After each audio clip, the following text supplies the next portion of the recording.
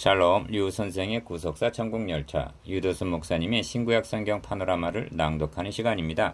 지금은 마가복음 파노라마 4장 35절에서 5장 20절까지입니다.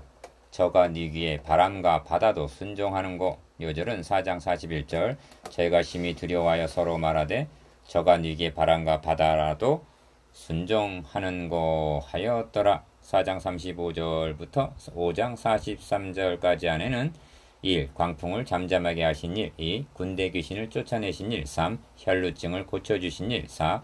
야이로의 죽은 딸을 살리신 일 등 4개의 기적이 연속적으로 나옵니다. 그 중에서 본문은 4장 35절에서 5장 20절 광풍과 군대 귀신에 관한 기사입니다. 이 표적을 통해서 드러내고자 하는 바가 무엇인가? 광풍을 잠잠케 하신 일을 통해서는 예수가 누군가 하는 점을 알게 하기 위해서요.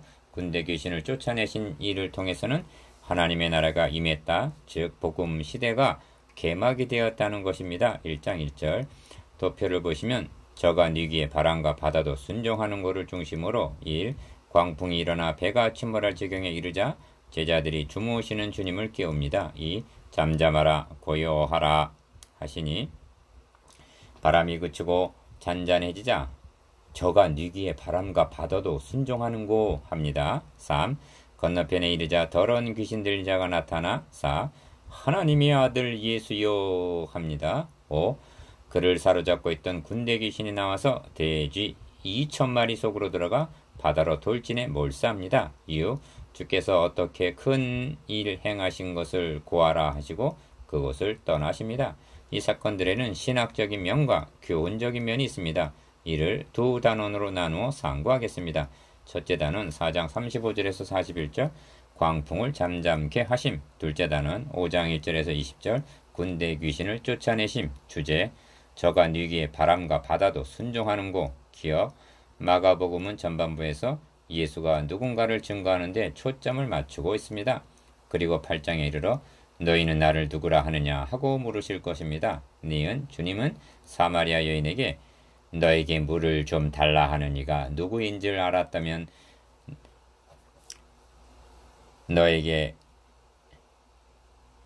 그에게 구하였을 것이요 너가 그에게 구하였을 것이요 그가 생수를 너에게 주었으리라 하십니다. 요한복음 4장 10절 디귿 38년 된 병자가 자리를 들고 걸어가니 너더러 자리를 들고 걸어가라 한 사람이 누구냐 하고 묻습니다. 요한복음 5장 12절 리을 오늘날 교회 내에서 일어나는 모든 문제는 예수가 누군가를 알아야 할 만큼 알지 못하는데 기인합니다.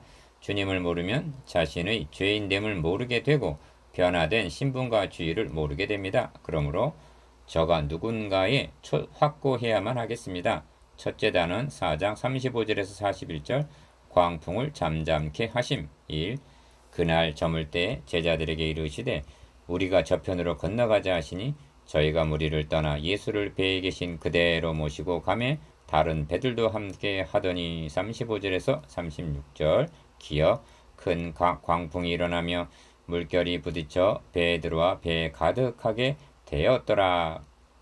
니은 예수께서는 고물에서 베개를 베시고 주무시더니 제자들이 깨우되 가로되 선생님이여 우리의 죽게 된 것을 돌아보지 아니하시나이까 합니다. 38절 주님을 모시고 가는 배가 어찌하여 이런 광풍을 만나게 되었단 말인가. 이 광풍을 갈릴리 바다가 높은 산으로 둘러있다는 지리적인 현상으로 볼 수도 있습니다만 의미 문맥으로 볼 때 대적하는 세력이 주님을 해하려는 것으로 볼 수도 있습니다. 이 점이 광풍이라고 표현한 것과 이 예수께서 깨어 바람을 꾸짖으셨다는 데서도 드러납니다. 39절 상반절 배후 세력을 의중에 두심이 아니라면 꾸짖었다는 말은 이치에 맞는 말이 아니기 때문입니다. 기억 주님은 귀신을 쫓아내실 때 꾸짖으시고 잠잠하고 나오라 명하셨습니다. 1장 13절 25절 지금 주님은 군대 귀신을 축출하시러 가시는 길입니다. 성경은 너희 대적 마귀가 우는 사자같이 두루다니며 삼킬 자를 찾나니 합니다. 베드로전서 5장 8절 니은 광풍은 꾸짖으시고 바다더러 이르시되 잠잠하라 고요하라 하시니 바람이 그치고 아주 잔잔해지더라. 39절 하반절 디귿 이에 제자들에게 이르시되 어찌하여 이렇게 두려워하느냐 너희가 어찌 믿음이 없느냐. 40절 즉 아직도 믿음이 없느냐 하십니다.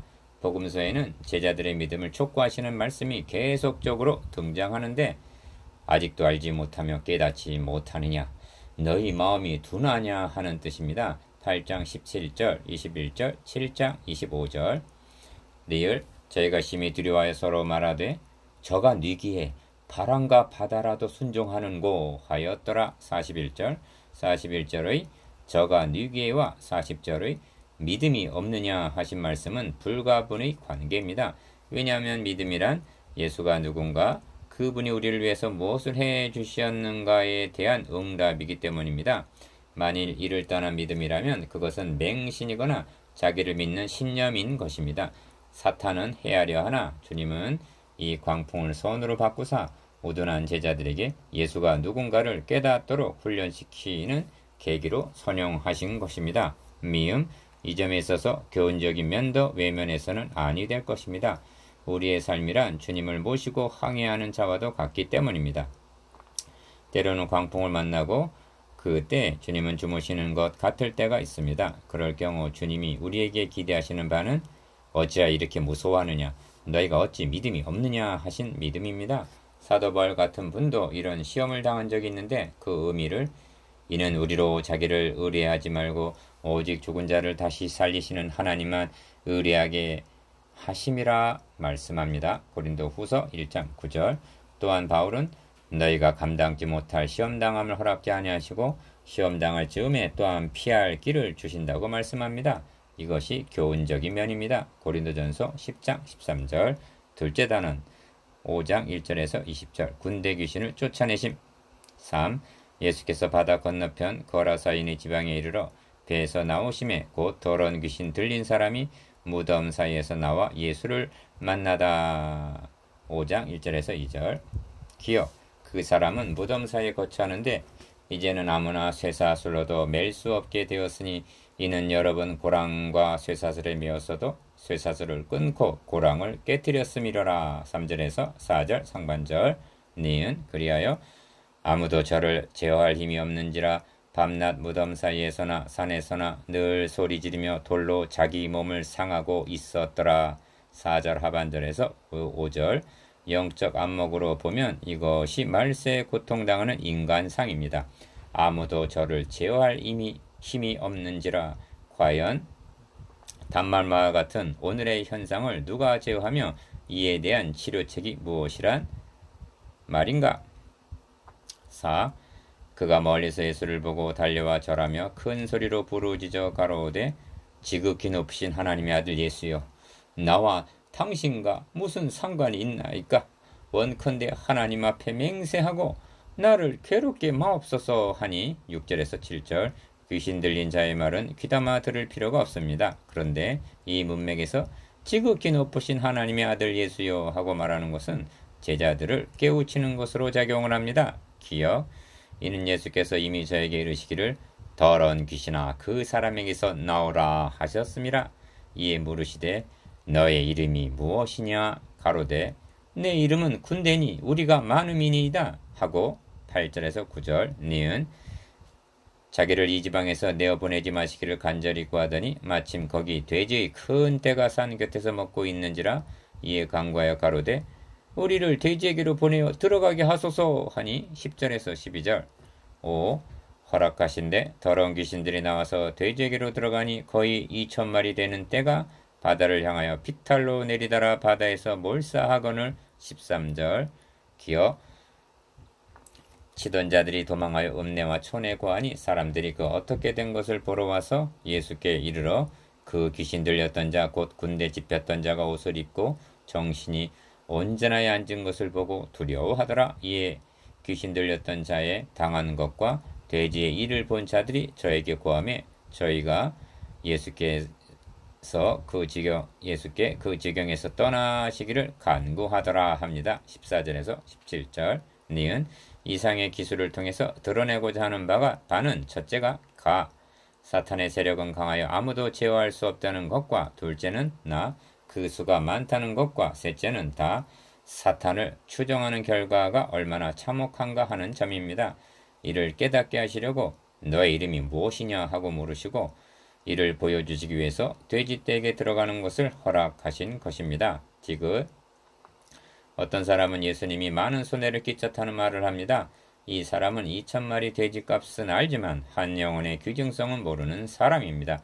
여기 등장하는 군대 귀신 들린 자가 남의 이야기로만 여겨지는가? 오늘의 세대 청소년 내 자식이 그렇고 나 자신이 이런 상태에 있던 자임을 깨달아야만 하겠습니다. 6. 예수께서 배에 오르실 때 귀신 들렸던 사람이 함께 있기를 간구하였더니 허락지 아니하시고 저에게 이르시되 집으로 돌아가 주께서 너에게 어떻게 큰 일을 행하사 너를 불쌍히 여기신 것을 너의 친속에게 고하라 하신대 그가 가서 예수께서 자기에게 어떻게 큰 일 행하신 것을 대가볼리에 전파하니 모든 사람이 귀히 여기더라. 18절에서 20절. 기억.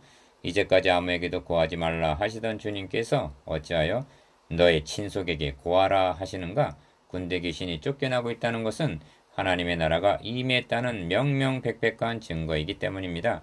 그러므로 본문에는 큰일 행하심이 2번이나 강조되어 있는 것입니다. 니은 마리아는 능하신 이가 큰 일을 내게 행하셨다 하고 찬양했습니다.